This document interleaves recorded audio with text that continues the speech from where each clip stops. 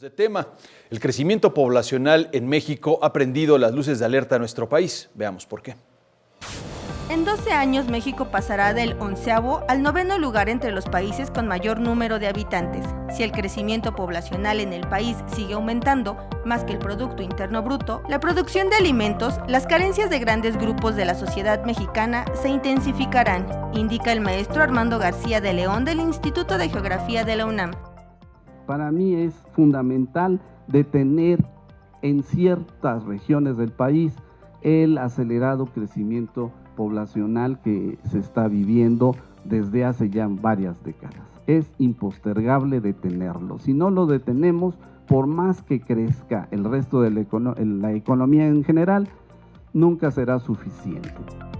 Informa que el crecimiento demográfico excesivo está lejos de dar muestra de detenerse. De hecho, cada año nacen cerca de 1,5 millones de nuevos mexicanos. Este crecimiento lo plantea como un problema peor que el crimen organizado.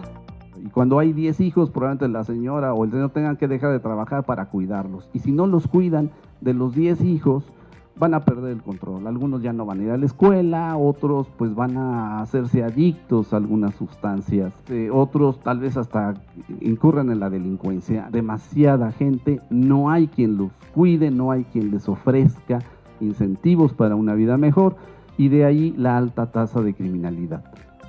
Reitera que es necesario pensar en un programa nacional de racionalización del crecimiento demográfico para lograr un ordenamiento del territorio nacional acorde con el objetivo de mejorar las condiciones de vida de la población mexicana, así como tratar el tema como uno de los principales problemas del país.